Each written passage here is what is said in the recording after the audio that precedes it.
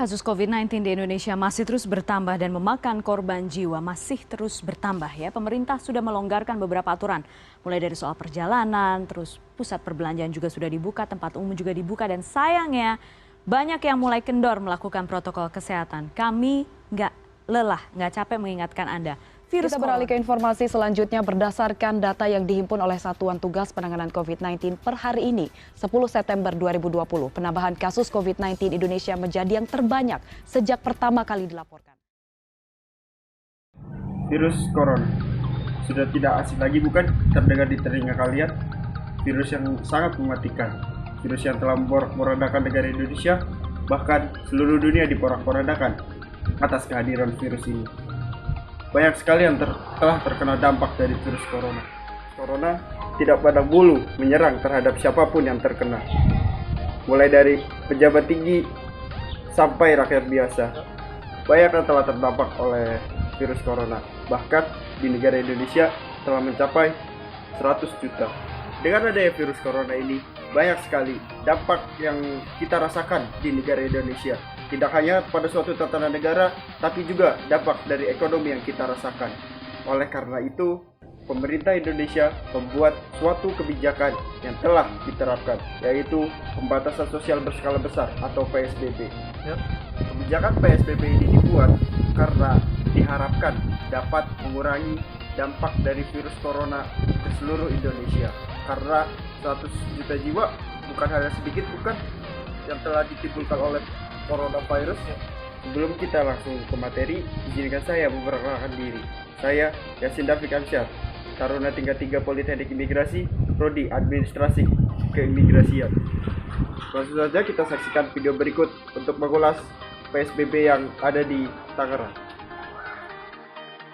Akibat dari maraknya virus corona yang ada di Indonesia, oleh karena itu pemerintah menerapkan kebijakan yang dibuat, yaitu pemberaturan sosial berskala besar, mulai dari tiap orang harus memakai masker, mencuci tangan, dan juga menjaga jarak.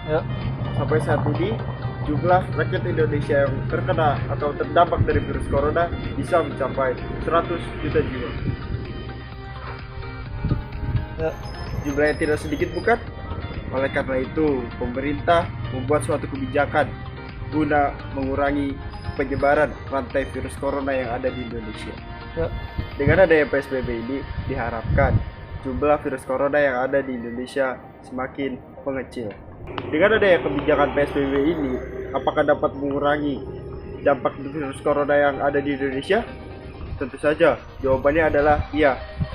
Ketika rakyat Indonesia selalu mematuhi protokol kesehatan yang telah disampaikan oleh pemerintah, maka akan bisa mengurangi jumlah dari apa yang ada di virus corona di Indonesia ini.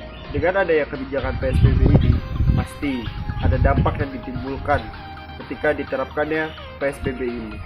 Apa sih dampak yang dapat ditimbulkan dari adanya PSBB ini? Salah satu contoh yang dapat kita ambil adalah ekonomi. Berikut merupakan data yang berdampak atas adanya PSBB.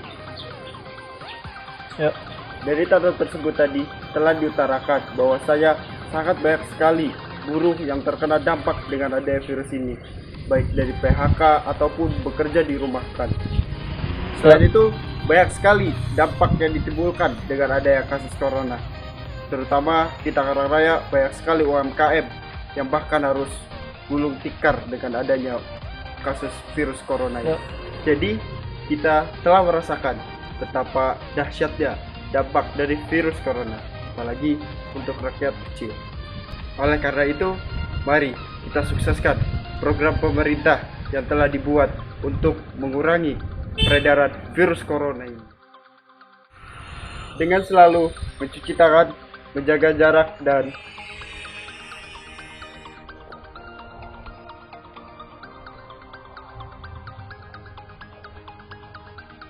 memakai masker.